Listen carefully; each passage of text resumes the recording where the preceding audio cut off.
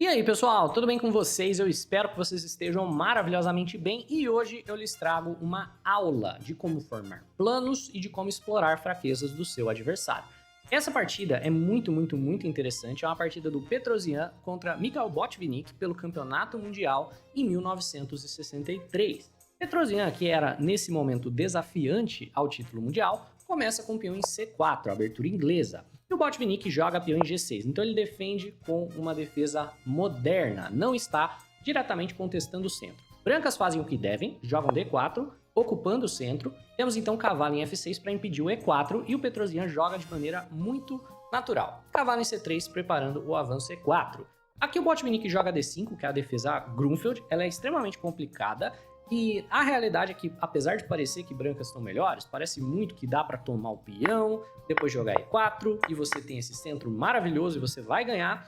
Pelo menos é o que se pensava na época, né? A escola clássica de xadrez tinha essa visão de que a Grunfeld era horrível e que as brancas estão melhores. O tempo prova que pretas, na verdade, tem uma posição muito tranquila, porque dá para jogar atacando esse centro de longe, dá para jogar bispo G7, C5, e aí o jogador de brancas tá com uma série de problemas para resolver. Veja só, você não pode avançar, não pode tomar, porque cai C3 com cheque.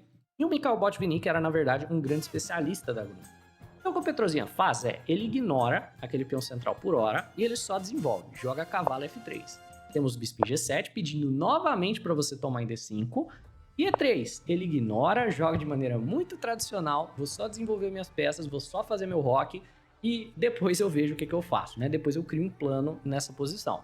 O jogador de pretas faz o roque, temos o bispo em E2, agora que o bispo se movimenta, pretas tomam um peão para o bispo ter que se movimentar de novo. E o jogador de pretas, que não tem nenhuma presença central, joga peão na casa de C5, contestando o centro do jogador de brancas. Nessa posição, por exemplo, se você toma o peão ou você permite que ele tome o seu peão central, provavelmente a posição se igualiza. Então, digamos que você faça o roque, né? Ele vai capturar aqui no centro, você toma de cavalo, porque tomar de peão deixa o peão isolado, e tomar de dama permite que ele desenvolva com o tempo. Então, você toma de cavalo e a posição resultante é uma posição onde você não tem mais aquele controle central que você tinha antes. Por consequência, o Petrosian avança o peão para a casa de D5, fazendo o jogador de pretas provar que ele consegue lidar com esse centro do jogador de brancas, né? Depois ele vai jogar E4 e vai apoiar esse peão e vai ficar com uma estrutura de peões muito bonita no centro do tabuleiro. E o Botvinnik, para se livrar do peão de D5, joga peão em E6. E esse peão em E6 já pode ser considerado o primeiro e, na realidade, único grande erro dessa partida, que acaba levando a posição a um final ganho para as brancas, apesar de que na época não se pensava que seria um final ganho para as brancas, já que muitos dos conceitos que vamos presenciar agora foram conceitos refinados pelo Petrosian, que se destacava por ser um jogador extremamente forte no quesito posicional, ele explorava muito bem fraquezas do adversário. Então vamos desempacotar a posição. Peão toma, dama por D1, beleza. Aqui agora, ou você desdesenvolve o cavalo, ou você perde o roque. Petrosian prefere perder o roque porque, como as damas já foram trocadas, o rei no centro não é um grande problema. Bispo por E6, peão de F por E6, e aí a gente tem essa posição resultante que muitos argumentavam ser um empate praticamente forçado aqui, e o Petrosian argumentava estar ganho. Então, quem estava certo e por quê e como a gente joga essa posição? Vamos lá. O jogador de pretas tem uma fraqueza, que é o peão isolado. Então, isso daqui é a fraqueza óbvia posicional que ele tem. Mas as pretas estão argumentando que não dá muito para você explorar essa fraqueza, porque por mais que você possa atacar o peão, tipo, dá para você jogar cavalo G5 e atacar o peão, o cavalo não vai capturar o peão, você não pode ficar na esperança que o cara vá pendurar esse peão só porque ele tá isolado, é muito fácil de defender. Então, as pretas, na realidade, têm a fraqueza, não é fácil de atacar, é particularmente fácil de defender, e em troca, as peças das pretas estão muito melhor desenvolvidas e muito mais ativas. Olha só, esse bispo dá um baile nesse daqui, que é um bispo mau. Esse cavalo já vai vir para casa de C6 e as torres já vão vir para a coluna aberta, enquanto o Petrosian tá com o rei no centro, não tem peças desenvolvidas muito ativamente e não tem torres conectadas. Mas, vamos lá, que você vai entender que não é tão simples assim. Tem E2 saindo do centro e preparando para poder trazer a torre para a coluna aberta. O jogador de preta joga cavalo em C6 desenvolvendo, e o Petrosian, que já sabia muito bem que ele não ia conseguir dominar a coluna D, já que sem torres conectadas não há domínio de coluna aberta. E se você joga, sei lá, bispo em D2 aqui, por exemplo, o jogador de pretas vai simplesmente dobrar na coluna, ele vai dobrar a torres ali, ele já joga a torre D1, preparando para trocar uma das torres. Então ele já tinha noção que ele não ia conseguir dominar a coluna aberta, pelo menos ele não deixa o adversário dobrar. Então o oponente tem peças extremamente ativas aqui, olha só, a torre na coluna aberta, os 2 cavalos centralizados, o bispo na longa diagonal, e o Petrosian tem o quê? Esse peãozinho isolado para abusar no longo prazo. Vamos aprender a jogar contra o peão isolado. Como que a gente faz isso? A gente ataca o peão? Sim e não. Por quê? Digamos que você tente atacar esse peão, ele é um alvo móvel no momento. Então digamos que você tente pilhar pressão. Não faria sentido para o adversário simplesmente avançar o peão se ele for muito atacado, muito pressionado? Pois é, primeiro você bloqueia o alvo que você quer atacar. Então olha só, o peão isolado, ele é um peão que tem casas fracas na frente dele por definição. Não tem mais peão de F, não tem mais peão de D. O peão isolado sempre deixa as casas na frente dele fracas. Então o Petrosian joga cavalo G5, pressionando o peão. Parece que é para quê? Para ganhar o peão, né? E o Mikhail Botvinnik é o campeão mundial, vai pendurar o peão G6, né? É isso que o Petrosian tá esperando. Não, né? A ideia é, na verdade, manobrar. Vem torre E8 e ele joga cavalo em E4. E olha que interessante, o cavalo tá ocupando uma casa fraca na posição do jogador de pretas, porque não tem como tirar o cavalo daqui nunca mais. Esse cavalo não sai por nada. E aqui ele é muito forte. Ele tá controlando várias casas da posição do jogador de pretas, tá pressionando um peão, e as pretas jamais vão se livrar desse cavalo que tá ocupando a casa fraca na frente do peão. O peão agora tá mais ou menos bloqueado e no futuro a gente vai pressionar o peão. Beleza, pretas resolvem trocar um par de cavalos, um dos cavalos, um par seria trocar os dois, né? Pretas resolvem trocar um dos cavalos para ativar o bispo de G7, porque o cavalo de F6 não era a faca mais afiada da gaveta, e agora o bispo tá ativo, não tá deixando o Petrosian desenvolver por aqui. Aí ele joga B6 para defender o peão da casa de C5, e o argumento é que pretas têm mais do que atividade suficiente para empatar e quiçá avançar essa maioria de peões para vencer. Então vamos lá, você aí que tá me ouvindo, já ouviu falar no princípio das 2 fraquezas? Se não, é um princípio bem simples. A ideia é que quando o material tá igual, uma fraqueza não é suficiente para vencer. Porque digamos que você consiga de alguma maneira milagrosa trazer todas as suas peças para atacar esse peão. O adversário vai simplesmente trazer todas as peças para defender o peão. E aí a posição fica igual, você ataca com 3 peças, ele defende com 3 peças, você nunca consegue tomar. Agora, no momento que ele tem várias fraquezas, né, é muito mais fácil de você imaginar uma situação onde você dá um ataque duplo, e aí ele tem que rebolar para defender. Então o que o Petrosian vai fazer é jogar para quebrar essa cadeia de peões, com o objetivo de gerar uma segunda fraqueza. Então, ele joga torre B1. A princípio, né, o lance é só para sair da mira do bispo, mas a ideia geral no futuro é jogar B4, tentar isolar algum desses peões, né? Cavalo em B4 ameaça o peão de A, e o Petrosian joga um lance muito bonito, bispo em D2. Esse daqui é ótimo, excelente lance, né? Ao invés de A3 chutando o cavalo, né, cavalo D5 e depois bispo em D2, ele não vê necessidade de perder esse tempo com A3, ele joga bispo D2 direto, porque o cavalo não pode, de fato, tomar o peão de A. Vê, se cavalo por A2, torre em A1, o cavalo tem que recuar, a única casa é a casa de B4, bispo por B4 e beleza. Tá feito aqui o princípio das 2 fraquezas. O jogador de pretas tem 3 fraquezas. E aí você vê que é muito mais difícil de defender essas fraquezas todas, porque elas estão espalhadas. Então agora para você coordenar uma defesa a tudo isso, é muito mais difícil. Você vê? Por exemplo, se você joga torre B7 aqui, imediatamente já não tem defesa. Já não tem defesa para um dos peões, depois você pilha pressão nesse, não tem defesa também.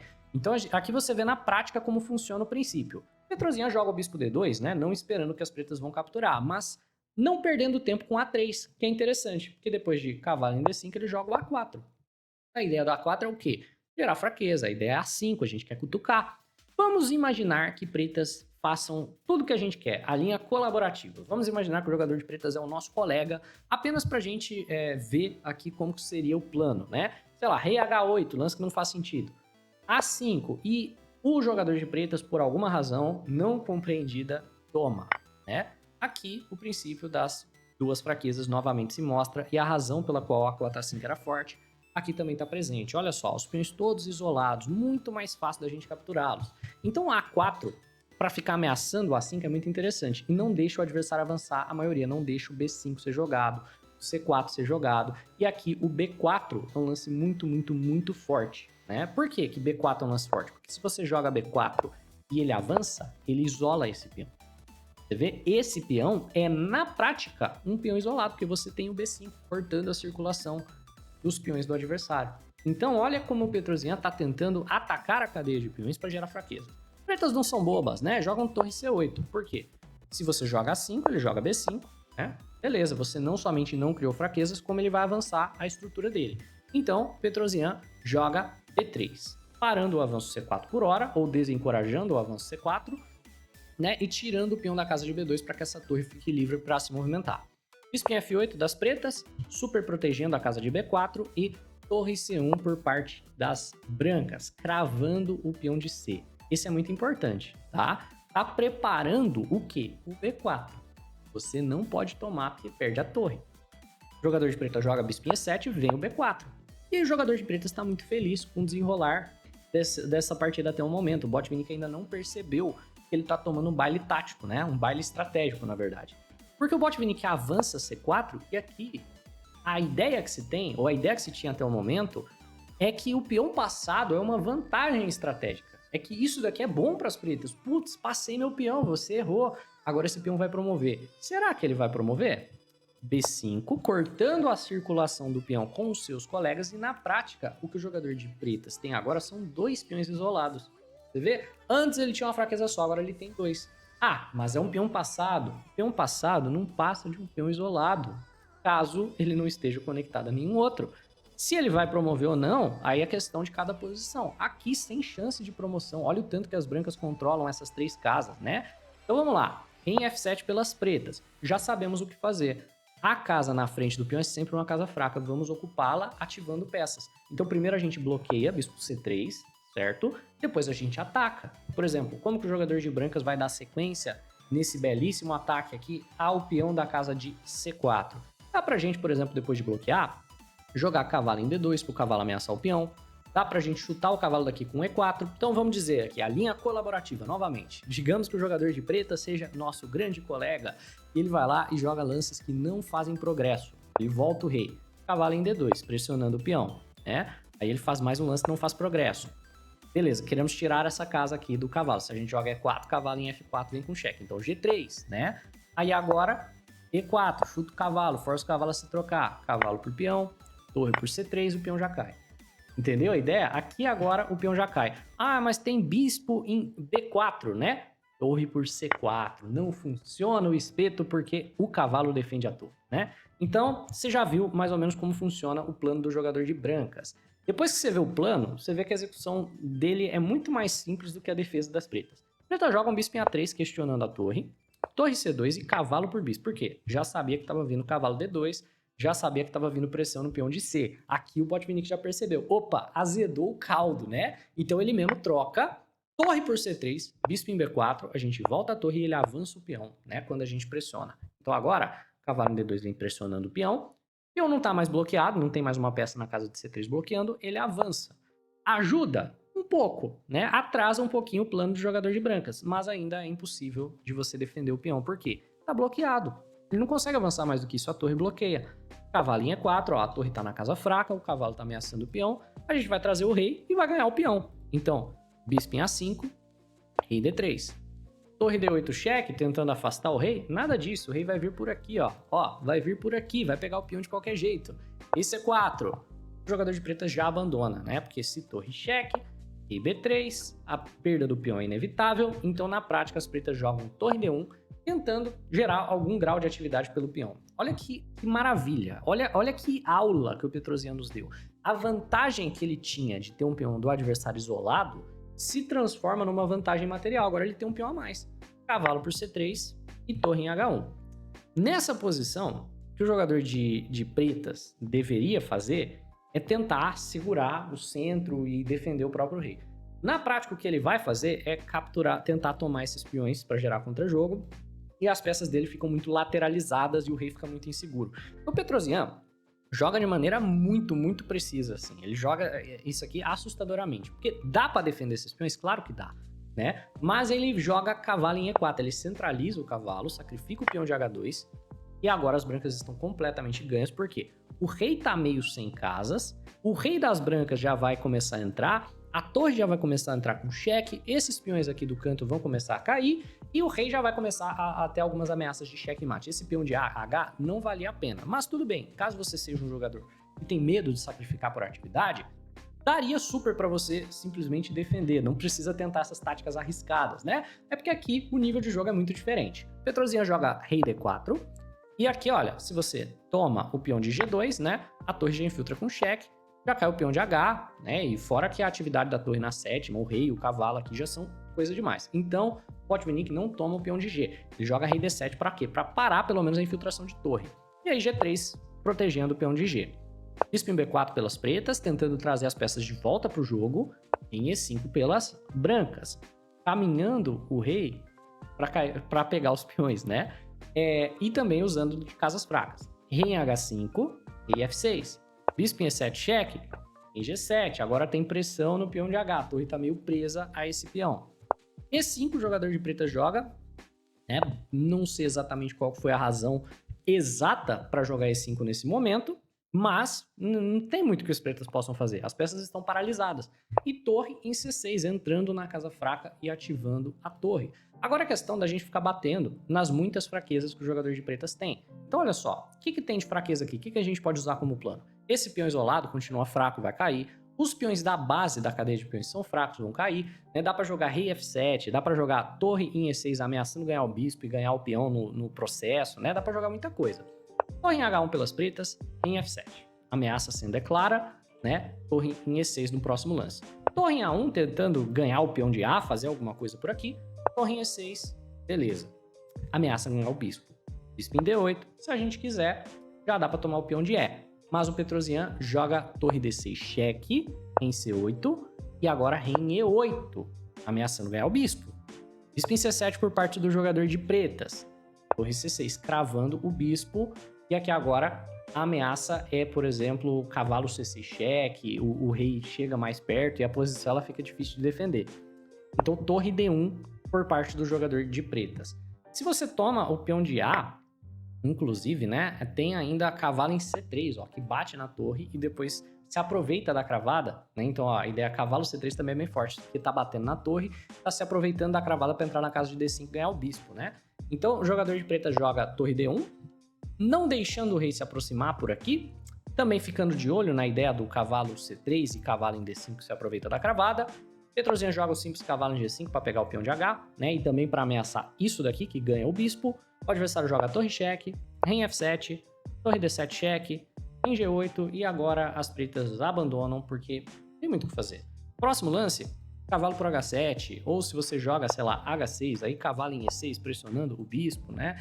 E basicamente é muita fraqueza. As peças das pretas estão extremamente restritas.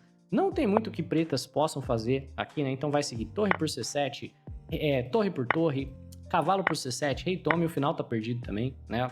Porque as brancas podem jogar G4, fixar isso daqui, caminhar o rei, ganhar os peões, promover, enfim. Basicamente, nessa posição aqui, bem no início da partida, quando o adversário joga o E6 para contestar, né? Bem aqui, ó, Petrosian já considerava essa posição ganha nessa partida, nesse momento do E6. Todos os outros analistas da época acreditavam que uma fraqueza não era suficiente para vencer, mas com um brilhantismo do princípio das duas fraquezas e com uma excepcional percepção posicional de que dava para colocar um cavalo em E4, Petrosian converte a posição sem grandes problemas e nos dá uma verdadeira aula de como explorar fraquezas. Bem, pessoal, se foi útil esse vídeo para você, se você aprendeu algo de novo, deixa o like no vídeo, se inscreve no canal, um abraço e até a próxima!